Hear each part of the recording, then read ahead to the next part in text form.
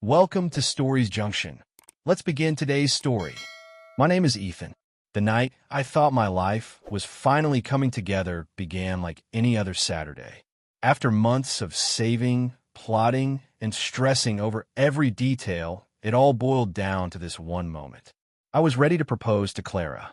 We'd been together for just over 2 years, and from the very beginning, something between us just worked. She was clever, warm, and steady in a way that made me believe we could build something lasting. I never doubted that, not once.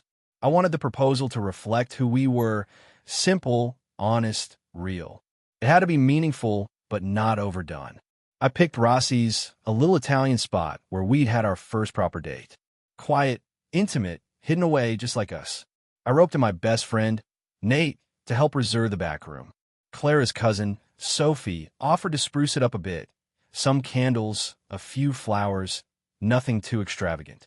The ring sat heavy in my coat pocket as we got ready to head out. A plain gold band with a single small emerald, understated and classic, the kind of thing she'd always said she liked. We left the apartment just before 7:30. Clara came down the stairs in a blue dress I'd never seen before, gave me that soft smile of hers, and for a moment, all my nerves melted away. She still had that effect on me, could make the rest of the world just fade out. We chatted a little on the drive over, but something felt off. She kept glancing at her phone, quick little looks, fingers tapping out messages, and then slipping the screen out of sight when she caught me watching. "Everything okay?" I asked, keeping my tone casual. She brushed her hair back and flashed a smile. "Too fast, too bright. Yeah, just work stuff. You know how it is. No big deal." I nodded. Maybe I believed her. Maybe I just wanted to. We pulled up to Rossi's, and I shot Nate a text. "We're here." He replied instantly. All set. I brushed my fingers over the ring box in my pocket. My pulse was steady, my hands surprisingly calm. This was it. The night everything would change. And it did, just not how I'd pictured. We stepped into Rossi's, and the place was just as I'd asked. Low lights, soft music, candles casting a warm glow. The back room was waiting, Nate and Sophie out of sight behind a divider, ready for my cue. Clara glanced around, her lips curving slightly. "This is nice," she said. "Nice. Not incredible, not stunning, just nice." I shrugged it off. I had one chance to get this right, and I wasn't about to let a lukewarm reaction throw me. We sat down, menus ignored. The waiter brought 2 glasses of wine without a word. Another detail I'd planned. Clara's phone buzzed against the table. She grabbed it fast, too fast. I caught a name on the screen before she flipped it over. Jake. Not her mom. Not Sophie. Not a coworker. Just Jake. "You good?" I asked, keeping my voice light. She let out a tight laugh. "Oh, it's just Jake from my hiking group. Probably something about tomorrow's plans. Nothing major." I gave a slow nod. Maybe it was nothing. Maybe I was overthinking it. But my gut clenched all the same. Then Nate texted, "Ready?" I replied, "Hold on." Clara started rambling about some podcast she'd been listening to, but her eyes kept darting to her phone, her focus anywhere but here. I could have stopped it all right then, waited, asked her straight up. Instead, I took a deep breath, stood, and pulled the ring box from my pocket. Her eyes went wide. She blinked fast, like she was trying to catch up. I dropped to one knee. "Clara Evans, I love you more than I can ever put into words. Will you marry me?" For a heartbeat, the world went still. Even the music seemed to fade. Her hands flew to her mouth, tears brimming, and she nodded quick and shaky. "Yes," she whispered. "Yes, Ethan." Nate and Sophie clapped softly from their corner, Sophie dabbing her eyes, Nate flashing a grin. I slid the ring onto her finger, kissed her hand, and for a second, I could breathe. But under the table, her phone buzzed again. I wasn't quick enough to miss the message lighting up the screen. "Miss you. See you soon." I didn't react. Not yet. I eased back into my chair, heart pounding, thoughts racing. Clara wiped her eyes, laughed a little too loud, and waved the ring towards Sophie across the room. Nate and Sophie beamed like everything was golden. But I wasn't there anymore. I was watching all from somewhere else, detached. She slid her phone away, caught my stare, and gave me a smile that didn't fit. "You okay?" she asked, like she already knew I wasn't. "Yeah," I said, my voice flat, unfamiliar. Dinner rolled on. Plates came, glasses clinked, Nate toasted to us, Sophie chattered about wedding plans. Clara kept sneaking looks at her phone, not even subtle now. When dessert arrived, she leaned in, kissed my cheek, and murmured, "Be right back, babe. Just need a sec." I watched her slip toward the back hallway. Nate leaned over, grinning. "Man, you nailed it." "She's glowing." I nodded, but it was automatic. I counted to 30, then stood and followed her. She was by the rear exit, half in shadow, phone pressed to her ear. "I can't talk long, Jake," she was saying, voice low, hurried. "He proposed." "Yes, I know it's wild." "No, he doesn't know about us. He still thinks it's all fine. Just give me some time, okay? I'll sort it out." A pause, then her tone softened. "I miss you too. Can't wait to see you later." My stomach twisted. I stepped forward, the floor creaking under me. She whipped around, face paling as she saw me. "Ethan," she stammered, shoving her phone into her bag. I held up a hand. "Who's Jake?" My voice was sharp, but even. She faltered. "Ethan, it's not what you think. It's complicated." I just stared, waiting. She stepped toward me, reaching out. "Please, let's go back inside. We can talk later." "Later," I cut in, quiet but firm. "Always later." "No, we're done here. You stay if you want." "I'm gone." I turned and walked away. Her heels clicked fast behind me. "Ethan, wait," she hissed. I didn't stop, pushing through the front door into the cool night air. She caught my arm outside. "Please, just listen." I shook her off, facing her. "You said yes to me. Then you told him you miss him. You lied to my face. What am I missing?" Her eyes welled up. "I didn't mean for this." I was confused. "Jake's, it's not serious." "It's nothing, nothing." I echoed. "You're sneaking out during your engagement dinner." She froze, mouth open, no words coming. Nate and Sophie spilled out behind her, confused. Nate caught my eye, saw my expression, and knew. "You lied," I said to her. "And you're still lying." Her face crumpled. "Please don't do this here." I laughed, short and bitter. "You already did." I stood there on the sidewalk outside Rossi's, the night air sharp against my skin, Clara's hand still hovering where she'd grabbed my arm. Her eyes were wide, tears starting to spill, but I didn't feel the pull I used to when she looked at me like that. "Ethan, please," she said, voice cracking. "I love you. I do. I was just scared. It's a mistake. I can fix this." Her words came fast, desperate, like she was trying to patch a sinking ship with her bare hands.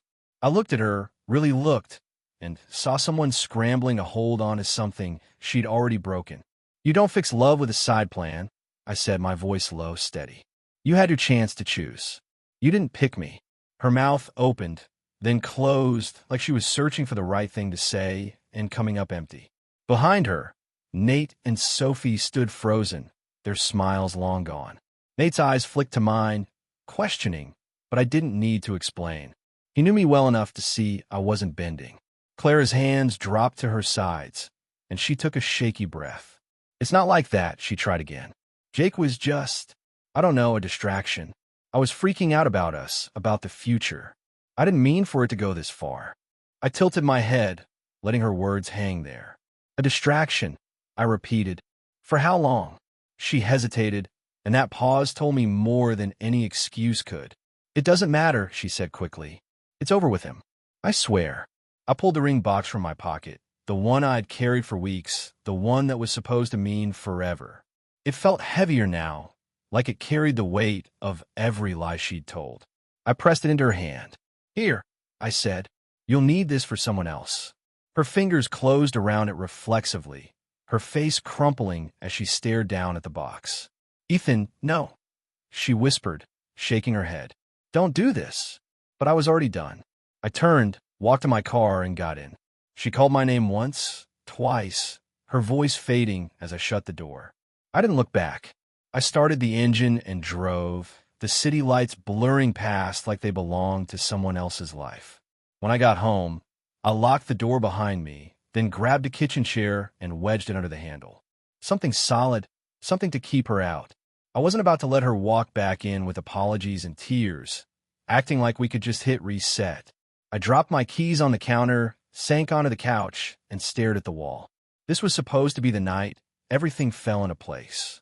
Instead, It felt like someone had yanked the foundation out from under me. My phone buzzed. Clara, already texting. I'm so sorry. Please, let's talk. I messed up, but I love you. I didn't answer. More came, one after another. It didn't mean anything. I was stupid. Please, Ethan. I turned the phone face down and let the silence take over. She showed up about an hour later. The knocking started soft, then grew louder, more insistent. Ethan, please, she called through the door. I know you're in there. Just talk to me. I didn't move. I sat there, hands clasped, listening to her voice crack. After a while, the knocking stopped. I heard her footsteps fade down the hall. Then nothing. The quiet pressed in, heavy but clean. I didn't sleep much that night, but I didn't cry either. I just sat with it, letting the truth settle. Clara wasn't who I thought she was. Maybe she never had been. The next morning, I called a locksmith. By noon, the locks were changed. New keys, new start. I wasn't taking chances. If she wanted to come back, she'd have to face a door that didn't open for her anymore. I went through the apartment after that, pulling her things together. A sweater draped over the armchair, her favorite mug by the sink, a stack of books she'd left on the nightstand. I packed it all into boxes, every trace of her, and drove to her parents' place that afternoon. I left the boxes on their porch. No note, no explanation. I didn't know her one. For the next few days, I kept moving. Work, gym, home. Routine was my anchor. I didn't tell anyone what happened. Not yet. Nate called once, left a voicemail. Hey man, you okay? Last night looked rough. Here if you need me. I didn't call back. I wasn't ready to unpack it. Clara kept texting long paragraphs about how sorry she was, how she'd end things with Jake, how she'd do anything to fix us. I read the first few, then stopped. They all sounded the same, empty, like she was trying to convince herself as much as me. By Wednesday, I blocked her number. Not out of anger, just clarity. I didn't need more noise. I thought that would be the end of it. I was wrong. Thursday night, my phone rang, a number I didn't know. I almost ignored it, but something made me pick up. Hello. A guy's voice came through, hesitant, young. Is this Ethan? I sat up, already tense. Yeah. Who's this? He cleared his throat. It's Jake. Look, I just thought you should know something. My grip tightened on the phone, but I didn't say anything. He went on, stumbling over his words.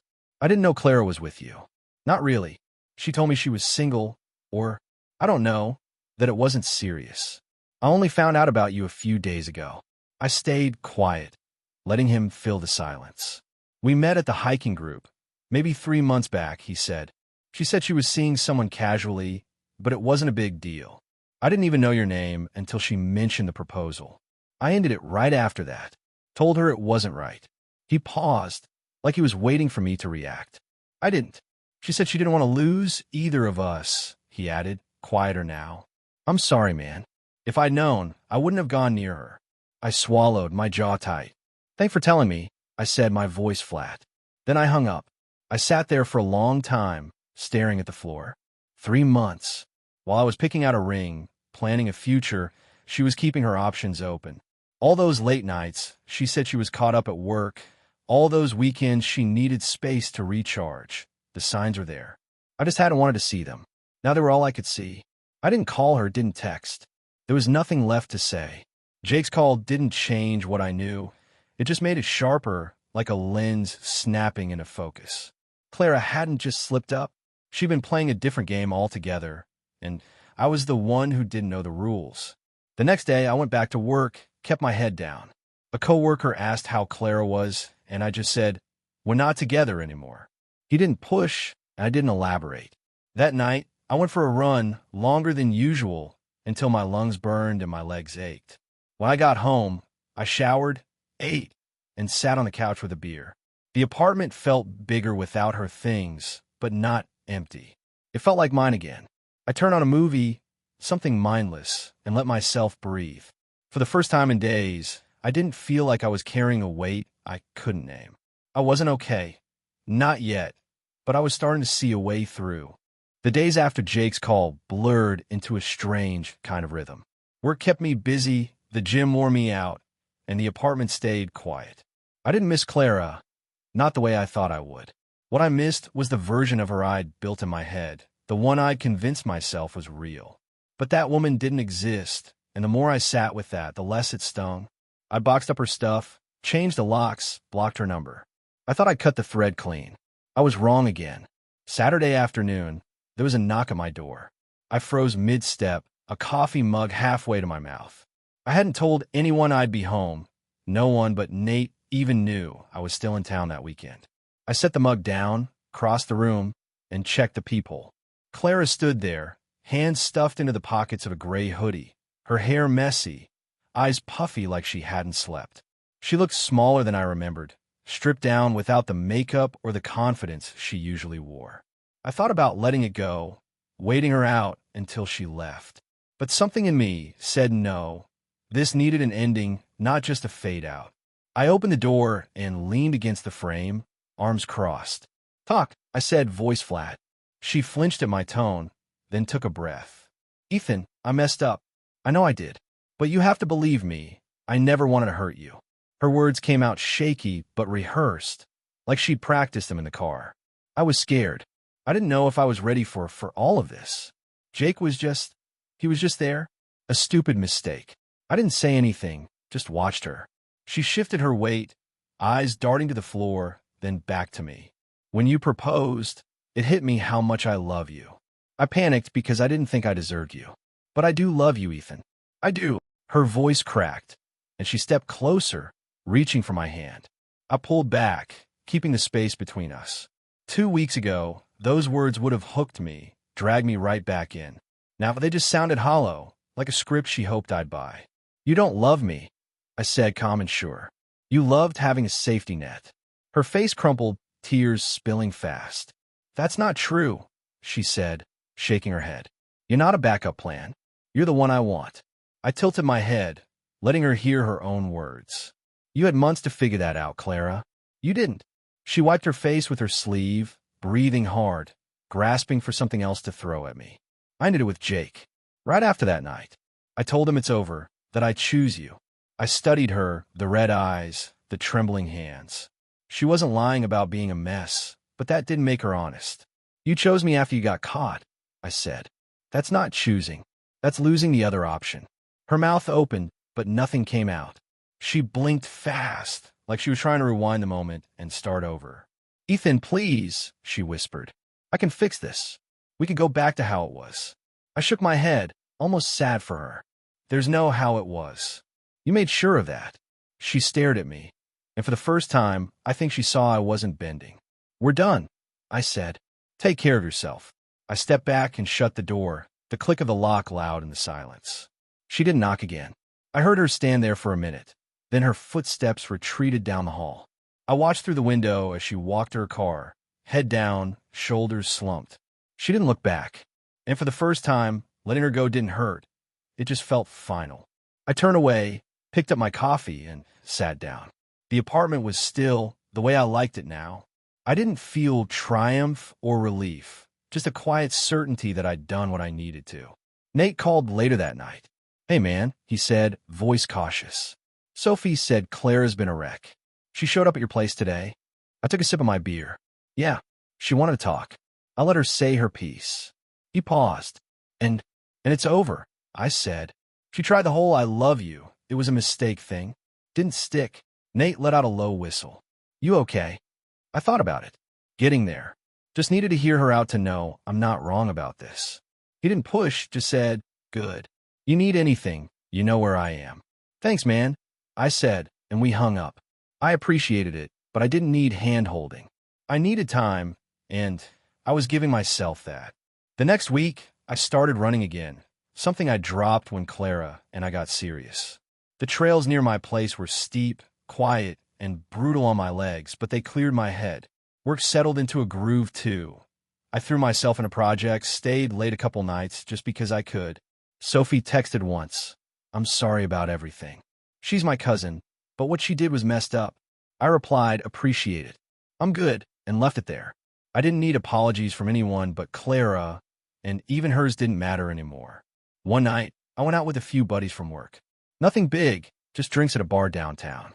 It was the first time in weeks I'd laughed, really laughed, not the fake stuff I'd been pulling off to get through the day. My phone buzzed halfway through the night. I flipped it over. Clara, a single message. Can we talk? I stared at it, not because I was tempted. I wasn't, but because it almost felt funny. Predictable. I smiled to myself, blocked the number, and slid the phone back into my pocket. No hesitation, no second thoughts. I turned back to my friends, picked up my drink, and let the night roll on. That moment stuck with me. It wasn't some big dramatic break. It was just done. No long speeches, no lingering what-ifs. I'd spent months planning a life with her, and in a single night, she'd shown me it was all built on nothing. At first, that betrayal had felt like a blade in my chest, sharp and heavy. But now? No. It was starting to feel like something else. Not a wound, but a wake-up call. I'd been so caught up in what I thought we were, I hadn't seen what I could be without her. And that was where the real story started. I kept moving forward. Picked up woodworking again, a hobby I'd let slide when Clara filled my weekends. I started small, a shelf, a box. Nothing fancy, but it felt good to make something solid with my hands. Sleep came easier too. No more staring at the ceiling replaying that night at Rossi's. The apartment didn't feel like a ghost town anymore. It was mine, every corner of it. I wasn't rushing to fill the space with someone new. I didn't need to. For the first time in a long time, I was enough. Clara faded into the background, a memory I didn't bother dusting off. I didn't wonder about her and Jake, didn't care if she was sorry or not. She'd show me who she was, and I'd walked away. That was the end of it, or so I thought. Life has a way of throwing curveballs when you least expect them, and mine was still waiting around the corner. But that night, with my friends' laughter in my ears and a cold drink in my hand, I didn't know that yet. I was just starting to feel like myself again, and that was enough. Life, after Clara settled into something I could recognize again. The sharp edges of that night at Rossi's dulled with time, not because I forgot, but because I stopped letting it define me. I kept busy, work, running, woodworking, and the rhythm felt good, like I was carving out a space that was mine alone. I wasn't looking over my shoulder anymore, wasn't waiting for her to show up with more apologies I didn't want. I thought I'd close the book on her for good. But life doesn't always let you turn the page so easily. It was a Tuesday, about 3 weeks after I'd blocked her number. I was at home, sanding down a small table I'd been working on when my phone rang. Another unknown number. I wiped my hands on a rag, figuring it was a telemarketer or maybe Nate with a new line. I picked up. Hello. A pause, then a voice I didn't expect. Soft, hesitant, familiar. Ethan? It's me. My stomach tightened, but I kept my tone even. Clara, what do you want? She let out a shaky breath. I know you don't want to hear from me. I get it, but I needed to try one more time. Can we meet? Just for a coffee or something. I owe you more than a phone call. I leaned against the counter, staring at the half-finished table. Part of me wanted to hang up right there, keep the clean break intact. But another part, the part that still remembered 2 years of good days, wondered if hearing her out might finally put it all to rest. Why? I asked. What's left to say? She hesitated. I've been thinking a lot. About everything. I need you to know I'm not that person anymore. Please, Ethan. Her voice cracked, but I didn't feel the old tug. One coffee. I said finally. That's it.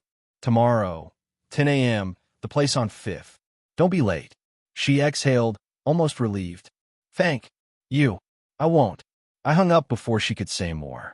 The next morning, I walked into the coffee shop on 5th, a small joint with worn tables and the smell of roasted beans in the air. Clara was already there, sitting by the window, hands wrapped around a mug. She looked up when I came in, offering a small, nervous smile. I grabbed a black coffee and sat across from her, keeping it businesslike. You wanted to talk, I said. So talk. She nodded, picking at the edge of her sleeve. I've been seeing a therapist, she started. After that night, I couldn't stop replaying it. How I hurt you, how I messed everything up. I didn't know why I did it. Not really, until I started digging into it. I sipped my coffee, waiting. She took a breath. I was terrified of committing. Not because I didn't love you. I did, but because I didn't trust myself to get it right. Jake was an escape, a way to keep one foot out the door. I didn't even realize I was doing it until it blew up. Her eyes met mine, steady but raw. I ended it with him for good. Not because you caught me, but because I finally saw what I was throwing away. I'm not asking you to take me back, Ethan. I know that's gone. I just needed you to know I'm sorry, and I'm trying to be better. I set my mug down, letting her words settle. She wasn't begging this time, wasn't spinning a story to pull me in. It was the most honest she'd sounded since that night. I appreciate you saying it, I said, voice calm. But it doesn't change what happened. You made choices, Clara. Months of them. I'm not here to absolve you. She nodded, swallowing hard. I know. I hated that you only saw the worst of me at the end. I wanted you to know there's more. I leaned back, studying her. Maybe there is, but that's not my story to figure out anymore. She looked down at her mug, tracing the rim with her finger. You're different now, she said quietly. Stronger, I think. I didn't argue. Had to be, I replied. You don't walk through something like that and come out the same. She gave a small, sad smile. I'm glad you're okay. Really? I nodded, finishing my coffee. Take care, Clara. I stood, left a couple bucks on the table, and walked out. She didn't follow, and I didn't look back.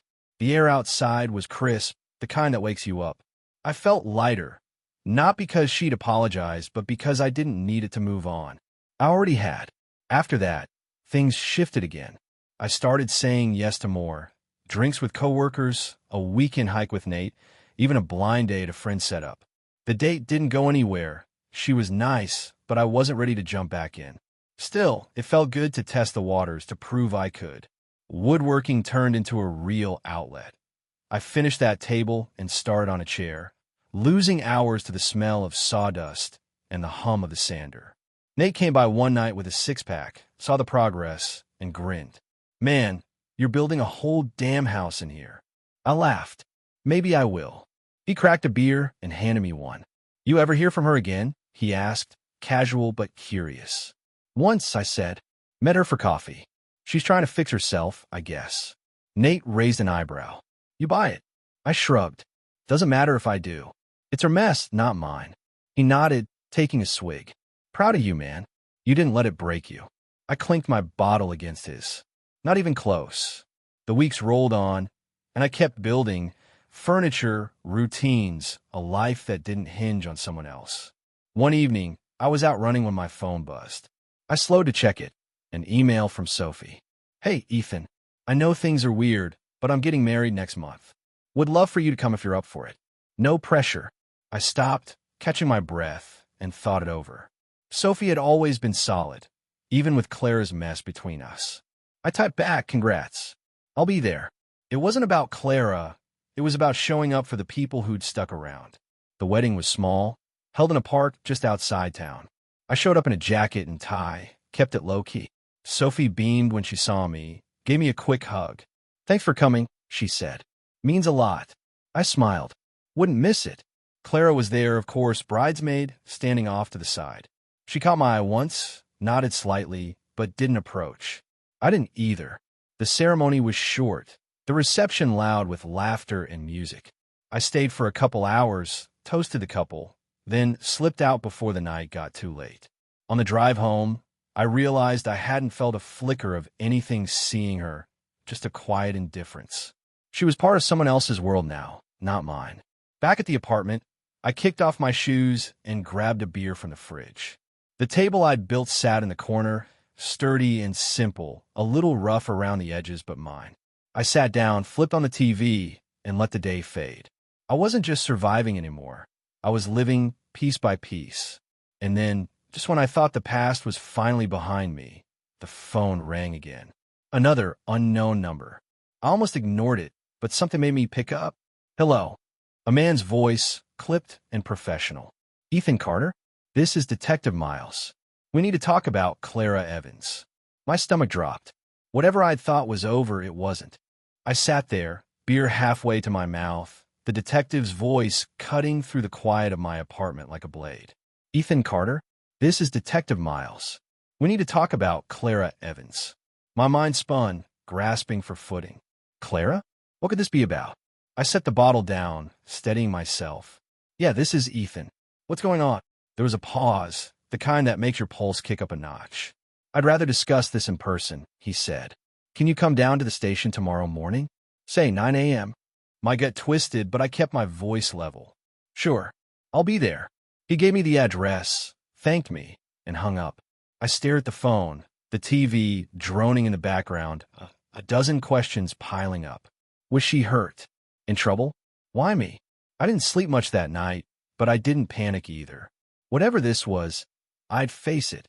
The next morning, I walked into the station, a squat, gray building that smelled of coffee and old paper. Detective Miles met me in the lobby, a stocky guy in his 40s with tired eyes and a firm handshake. He led me to a small room with a table and 2 chairs. Nothing dramatic like the cop shows, just functional. "Thanks for coming," he said, sitting across from me. "I'll get to it. Clara Evans was arrested last night. We're looking at fraud charges, pretty serious ones. She's been running a scheme, skimming money from a charity she worked with. We think it's been going on for months."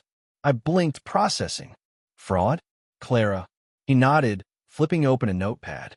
"Yeah, she's claiming she acted alone, but we've got reason to believe she had help. Your name came up." I leaned back, hands flat on the table. "My name? I haven't spoken to her in weeks. We're not even together anymore." Miles raised an eyebrow, jotting something down. "She mentioned you in an interview. Said you might know about some of her side projects. Said you two were close until recently." I laughed, short and dry. "Close until I found out she was cheating on me. That was 3 months ago. I don't know anything about her projects, side or otherwise." He studied me, tapping his pen. "You're sure? No late-night talks about money. No weird deposits you noticed?" I shook my head. "Nothing. She kept her secrets well. Turns out I didn't know her like I thought." He leaned forward, voice lowering. "Here's the thing. We found a bank account with your name on it, tied to some of the funds. Small amounts, but it's there. She says she set it up without you knowing, as a backup. We're trying to figure out if that's true." My jaw tightened. "A backup? She's framing me?" Miles held up a hand. "Not saying that yet. Just saying it's messy. If you got anything, texts, emails, anything that shows you weren't in on this, it'd help." I took a deep breath, thinking back. I've got texts from her apologizing, begging to get back together. Nothing about money or charities. I blocked her a while back, but I can pull what's left. He nodded. "Good. Get those to me. If she's lying, we'll sort it out." I left the station with a knot in my chest, but not fear, anger. Clara hadn't just betrayed me with Jake. She'd dragged me into something bigger, something uglier. I went home, dug through my phone, and sent Miles every message I had. Her pleas, her excuses, all time-stamped after the breakup. I added a note, never talked money. Never saw a dime. Then I waited. 2 days later, Miles called. "Looks clean on your end," he said. "Account's in your name, but the signatures don't match, and there's no activity from you. She's admitted to forging it. You're clear." I exhaled, the knot loosening. "What happens to her?" "Court's next. She's looking at jail time if it sticks. Up to her lawyer now." I thanked him and hung up, the weight finally lifting. That should have been the end, but it wasn't. A week later, I got a letter. No return address, just my name in her handwriting. I almost tossed it, but curiosity won. Inside was a single page. "Ethan, I'm sorry. Not just for Jake, but for everything. I got lost, and I pulled you into it. I never meant to hurt you this much. I'm pleading guilty. Thought you should know. Take care." I read it twice, then folded it and set it aside. No tears, no rage, just a faint echo of the woman I'd once loved. I didn't write back. She'd made her choices, and I'd made mine. After that, life opened up. I finished the chair I'd been building, sold it to a neighbor who'd admired my work. Word spread, and soon I had a small side gig. Custom pieces, nothing big, but it kept my hands busy and my mind clear. Nate dragged me to a ball game, and we heckled the refs like old times. Sophie's wedding photos popped up online, and I smiled at them, glad I'd gone. Clara's shadow was gone. Not because she'd vanished, but because I'd outgrown it. I started dating again, casual stuff, no pressure. One woman, Mia, stuck around for a few coffees, then a dinner. She was sharp, funny, didn't play games. I liked her, but I wasn't rushing. I'd learned my lesson about building on shaky ground. One night, I was out with Mia, laughing over some dumb story she'd told when my phone buzzed. Another unknown number. I ignored it, let go to voicemail. Later, I checked. A reporter asking for a comment on Clara's case. She'd been sentenced 2 years, light for what she'd done. I deleted the message, didn't call back. Mia raised an eyebrow. Everything okay? I nodded, slipping the phone away. Yeah, just old news. She smiled, and we moved on. That was it. No lingering pull, no need to dwell. Clara was a chapter, not the book. The funny thing about betrayal is how it feels like the end when you're in it. Like the ground's gone and you'll never stand again. But it's not. It's a mirror, showing you what's real and what isn't. Clara's lies stripped away the life I thought I wanted, but they gave me something better, the one I was meant to live. I kept running, kept building tables, chairs, a future. Mia stuck around, and we took it slow, letting it grow into something solid. Nate joked I'd be a carpenter full-time soon, and I didn't hate the idea. The apartment filled with things I'd made, pieces that held up because I'd built them right. A year later, I ran into Sophie at a grocery store. She looked happy, tired in that new mom way.